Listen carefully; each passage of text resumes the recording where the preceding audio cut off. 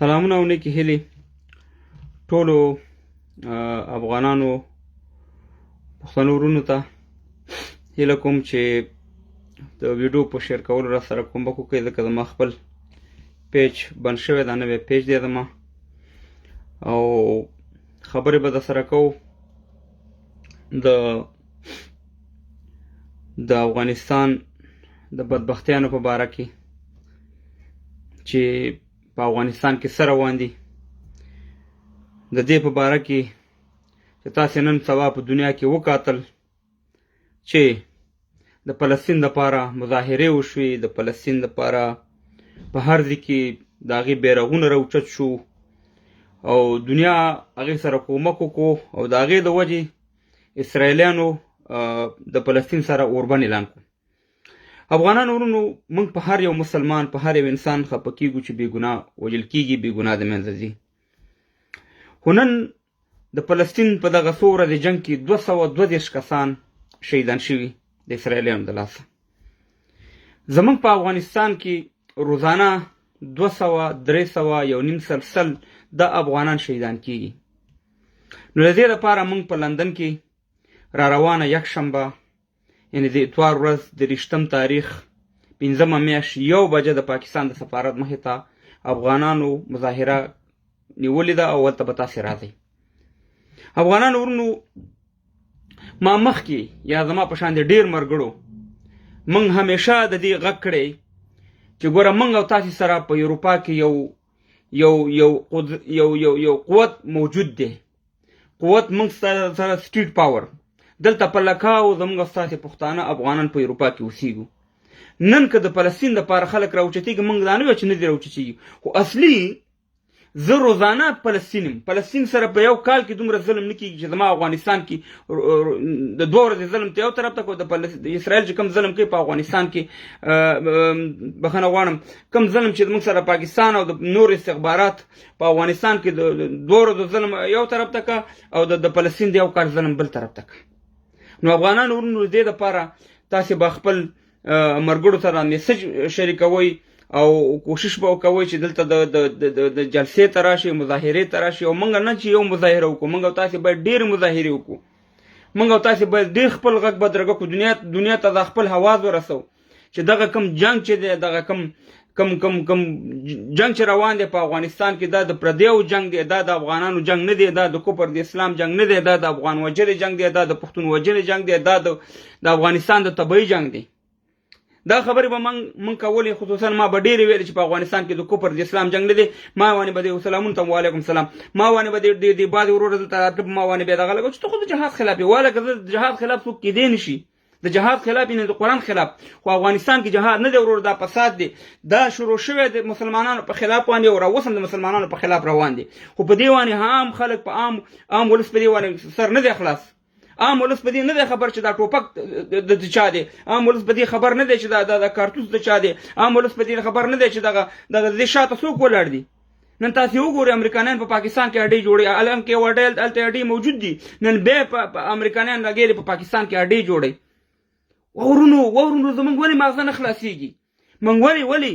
نو د دې لپاره افغانانو موږ او تاسې باندې فرض عین دی چې په دنیا کې په هر ځای کې وو، او موږ او تاسې سره دا موقع وي، او موږ او تاسې دا کولی شو چې د خپل ګران وطن دپاره غږ اوچت کړو، مظاهرې وکړو، راووځو سړکونو ته، د اروپایانو نه پوښتنه وکړو. او د خدای په لحاظ موږ د دې په وطن کې مرغۍ نشو شتی. زموږ په وطن کې دا بدبختي هم دې روانه کړې ده. دا پردی استخباراتو جنګ دی په افغانستان کې. دغه موږ او تاسې که د دې مصیبت ده، او دې خلکو سره موږ او تاسې خپل غږ ورته اوچت کړو، خپل غږ د دې ولسونو ته ورسو، د دې حکومتونو ته ورسو، ته ګوره چې په افغانستان کې امن راځي که نه راځي. موږ او تاسې باید همداسې پاتې نه شو. موږ او تاسې باید جلسونو مظاهرو ته خپل بچیان، خپل فامیلونه، خپل ماشومان دا ټول راولو. نو دغه په خاطر باندې په 30 تاریخ په لندن کې د پاکستان د سفارت مخې ته موږ مظاهره کوو، ځکه موږ ګورو چې په افغانستان کې نور استخبارات هم دا جنگ روان کړي، خو اصلي مرکز چې دی پاکستان دی، اصلي زمینه ورته پاکستان برابر کړي، اصلي د فساد جرړه چې دا پاکستان دی. نو د دې پاکستان په خلاف باندې به موږ د دې دنیا ته دا غږ وکړو چې دغه پاکستان موږ دغه 15 کالو شو دا پاکستان موږ وژني، 15 کالو شو موږ په دې وطن کې مصیبت هم روان کړي، هم دغه یو ورته اوچت کوي دا کافر دی، بل ته دغه ورکوي دا مجاهد دی، وروره پلانې دی بستانې دی، ما پې وژني زما بچیان پې تباه کوي. او که نه موږ همداسې پاتې شو په اروپا کې خالي همداسې کېناستو. نن موږ او تاسې وکاته چې فلسطین زما دپاره یوه مظاهره نه ده کړې، د کشمیر ما دپاره یوه مظاهره نه ده کړې، بل اسلامي هېوادونو دپاره یوه مظاهره نه ده کړې. نن افغانان نن پښتانه د فلسطین جنډې ورسره دي، د فلسطین غندنه کوي، د اسرائیل په خلاف راوځي. موږ دا نه ویو چې مو راوځئ، بلکل موږ دغه کوو، خو موږ سره کوم ظلم روان دی وروره، موږ سره کوم دا ناروا روانه ده. ولې موږ د خپل وطن غږ ولې نه اوچتو؟ موږ به د هغې غږ اوچتو، خو اول موږ باندې دا حق جوړ چې موږ د خپل افغانستان غږ اوچت کړو. اول موږ باندې د خپل کشمیر د خپل فلسطین چې په ما باندې قیامت دی روزانه زما د خدای په لحاظ باندې په دشت برچې کې 6 ماشومان کباب شو، د مکتب ورکوړ جنې ورکوړ ماشومان په فلسطین کې داسې شوي، د پانتون ځوانان چې سبقونه یې ویلې په لوګر کې صاحب مهربانه د هغه شان شهیدان شو په روژه کې. دا بمونه د کوم ځای نه راغله؟ دا څوک دا کار کوي؟ باید موږ او تاسې هغه ځای ټارګټ کړو، باید موږ او تاسې د خپل ولس غږ اوچت کړو، نور همداسې غافله پاتې نه شو. موږ او تاسې به خدای ته څه جواب ورکوو چې یا صرف د اروپا ته دې ته راغلو چې بس پیسې وګټو، مهربانه پاونډونه وګټه یا یورو وګټه یا صاحب مهربانه ډالر وګټه. نه، دلته به راوچتېږو، ښه په مقابله به کوو. مقابله موږ دا نه کوو چې دلته موږ خدای نه خسه ټوپک یا موږ ټوپک یا دا خبر کوو. مقابله دا ده چې مظاهرې د لارې د خپل د وطن چې دا کومه بربادي روانه ده په دې وطن کې مې کومه بدبختي روانه ده، د دې موږ تاسو سره یو ښه چانس دی. زه د ډېرې مودې نه 15 کالو 6 کالو نه دا چغې په ټولو افغانانو وم، که چېرته تاسې افغانان هستئ او چېرته تاسې مسلمانان هستئ او چېرته تاسې ویو چې موږ د افغانستان په ماشومانو باندې زړه خوږېږي چې څنګه د فلسطینیانو ولې نه راوځئ سړکونو ته، ولې نه پوښتنه نه کوئ د اروپایانو نه، ولې د امریکا نه پوښتنه نه کوو، ولې د برطانیې نه کوو، ولې د اروپایانو نه کوو؟ موږ به خدای ته څه جواب ورکوو؟ موږ به خدای ته څه جواب ورکوو چې خالي موږ دلته راغلي یو، د خالي موږ افغانان یو مسلمانان یو، دا افغانیت او دا مسلماني دي په دې بغل جب کې کېده چې ته د خپل وطن غږ نه اوچتې. یو تورې په امریکا کې مړ کېږي، یو تورې ټوله دنیا خوځوي، ټوله دنیا کې مظاهرې کېږي.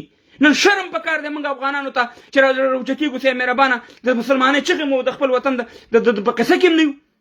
او په لندن کې خصوصا په لندن کې د لندن میشت افغانانو ته ویم تاسې تقریبا د 80,000 نه ډېر هستئ.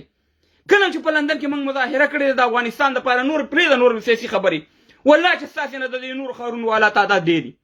په 2 قدمو کې تاسې ته نشي راتلی. شرم درته پکار دی، شرم درته پکار دی چې د خپلو همدغه پیسو ته هم سرونه ټیټ کړي دي. نن که موږ دا مظاهرې کړې وې، نن به زموږ د وطن دا حال نه وې. که نن موږ سټیټونو ته راوتی وې، نن موږ د یورپین پارلمان مخې ته بسترې اچولی وې او ویل یم چې ستا دا بمونو دا د بمونو مور دا بمبارانې دا په جوماتونو په مکتبونو په مدرسو په ودونو وړاندې ستا څه کار دی چې زما په وطن کې بمباري کړي؟ دا پوښتنه زه حق لرم. ما ته د چا پلار هم څه نشي ویلی. دلته چې دی دغه آزاد دی، د بیان ازادي آزاده ده. نن د انګریز را پاسېږي، نن فرانسوی را پاسېږي، نن امریکانی را پاسېږي، د فلسطین جنډه یې لاس کې نیولې او په اسرائیل باندې مردبات وایي، د اسرائیل په خلاف راوځي. او ته خپل مسلمان، خپل افغان دومره په پیسو کې مست شوی چې د خپل افغانستان دپاره نه راوځي. موږ خو روزانه کباب کېږو، د کوم ځای نه کباب کېږو؟ څوک را سره دا کار کوي؟ د دې پاکستان مخ چې موږ دنیا ته ونه ښیو او د دې پاکستان باندې موږ فشار را نه وړو، دا بله لاره موږ سره نشته. ځکه موږ ته دغه 15 کاله د دې د لاسه موږ ته بمونه راځي. دا 15 کاله همدې اډې جوړې کړي په پاکستان کې او د افغانستان په ضد باندې استعمالوي. او افغانانو دا اوسنۍ خبره نه ده. په 1915 کې دې پاکستان اډې جوړې کړي. ورشئ د کرنل امام کتاب وګورئ، ورشئ د کرنل امام انټرویو واورئ. هغه وایي چې ما 90,000 خلک ټریننګ کړي، ما افغانستان ته لیږلي. هغې وخت کې د داود خان حکومت، اسلامي حکومت و چې تا ته به خلک را لېږل او اوس یې مهربانه ستا وطن ته ستا په چوړۍ او په ولسوالۍ باندې به بمباري کوله او دا کول حملې کولې. دا موږ دا درو خبرې نه دي، دا د 300 کالو 500 کالو خبره نه ده، دا د 1950 خبره ده. او زه درته داسې حواله در کوم چې د پاکستان د یو کرنیل حواله در کوم. ورشئ دغه کتاب وګورئ، ورشئ ګوګل کې سرچ کړئ، دغه وورئ. نن هغه پاکستان د فلسطین سره همدردي ښیي چې خپله دغه پاکستان په 1901 کې په فلسطینیانو باندې حملې کړي دي، په فلسطینیانو د اسرائیل سره ولاړ دي، او فلسطینیان چې خدای ټول منافقت دي. هم په دې باندې پوهېږو. نو تاسې ټولو افغانانو، تاسې ټولو ته وایم چې په اروپا په هر ځای کې یاستئ، یوازې د لندن مظاهره نه، موږ او تاسې به که په امریکا کې افغانان دي باید په امریکا کې مظاهره وکړي، که په فرانسه کې افغانان دي باید په فرانسه کې مظاهره وکړي، که په بلجیم کې افغانان دي باید بلجیم کې مظاهره وکړي، که په لندن کې افغانان دي باید په لندن کې، جرمني کې وي، که په استرالیا کې وي، که په هر ځای کې وي. والله کې دغه د دې پوښتنه ونه کوي او ته د دې افغانستان حق اوچت نه کړي. په خدای به دې په قبر کې رانیسي د دې مرۍ نه چې ته د خپل وطن د بچیانو دشت برتی یا داسې لوګر یا داسې نور بل چې هغه امام په جومات کې سره د 10 کسانو به متکي خودل شو او شهید شو. داسې ډېر واقعې دي. تاسې به خدای ته څه جواب ورکوئ؟ تاسې به قبر ته ځئ که نه ځئ؟ موږ او تاسې سره الله تعالی یو داسې چانس موږ او تاسې له راکړی چې زموږ او ستاسې دنیا ته اواز رسیږي، زموږ او ستاسې اواز دنیا ته رسیږي چې مهربانه افغانان لوچه شوي دي، د خپلو ماشومانو پوښتنه کوي. هو د خدای په لحاظ باندې ته دلته په دې اروپا کې سپی مړ کړه ته ګنارې چې تا سره څه کوي، ته یو پیشو مړه کړه چې تا سره څه کوي، ته د دې ونې نه یو څانګه را پرې کړه چې تا سره څه کوي. او زمونږ وطن کې دا 45 کاله کېږي چې مهربانه دغه په شانې وژل کېږو، نه پوښتنه کوو نه اګنه کوو، د نورو خلکو له تکړی. نن ما کاته په کابل کې د دغه لپاره راوتي د فلسطین لپاره. یا افسوس دی، ډېر افسوس دی. ما مخکې مې ویل چې بالکل د فلسطین لپاره، خو اول خو زه د خپل بچي پوښتنه به کوم، اول به د خپلو خویندو میندو پوښتنه کوم. په ما باندې خو هره ورځ فلسطین دی، په فلسطین باندې خو کال کې یو ضربه راشي، په ما باندې خو روزانه د میاشتې په 10 ورځې په ما باندې ضربه ده، 10 ورځې د میاشت ما باندې فلسطین دی. دا ګورئ بس دی، نور بس دی. ګوره شهید افریدي وګوره، یو پښتون دی، یو پښتون افغان دی، هغه د فلسطین بیرغونه راغسي. و شهید افریدي ته دا نه ګوري چې په افغانستان کې د دشت برتي کې 6 اتیا ماشومان کباب شو، دا په لوګر کې څه وشو؟ ولې کوئ؟ ولې ظالمانو د پردي سیاست ښکار کېږئ؟ دا ټول پولیټکس دی. عربان به د هغه وطن نه راتله، عربونه هغه د عربو نه به راتله زما په وطن کې بیا جهاد کوو. بدې کول چې عرب زما وطن ته راتله جهاد یې کوو.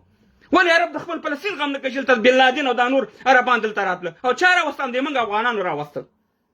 دا عجیبه خبرې دي، عجیبه وال شوي یاستئ تاسې. تباه کېږي، نور هم تباه کېږي. د خپل قوم او د خپل خلک هم را خبر نه کړه. د دنیا د ټول نه دهشتګرد چې په خپل وطن کې بې ځای نه و، په افغانستان ته وروره د باړۍ ته جوړه کړې وه، هلته به راتله جمع ته جوړ کړی و. عرب څه کول زما په وطن کې، سوداني څه کول زما په وطن کې. خو دا ټولې لوبې وې که نه. دا خپله د مشرف دغه و چې 15,000 کسان ما د عرب او دوی ملکونو نه راوړي او افغانستان ته مې راوړي. څه شي لپاره راوړي؟ خو زما د افغان وجلې دپاره راوړي. دا څه رقم مسلماني ده؟ دا څه رقم انسانیت دی؟ او زه بیا باید په تاسې ټولو غږ کوم، افغانانو ورونو چې په لندن کې میشته افغانانو ته، ځوانانو ته، هغه خلکو ته چې په افغانستان یې زړه خوږېږي، د افغانستان په ماشومانو یې زړه خوږېږي. ډېر تباه او برباد یو، ډېر موږ او تاسې ذلیله یو، ډېر موږ او تاسې روزانه وژل کېږو. باید د دې لپاره تاسې خپل اواز هم بدرګه کړئ، خپل هم راشئ، نور خلک هم راولئ.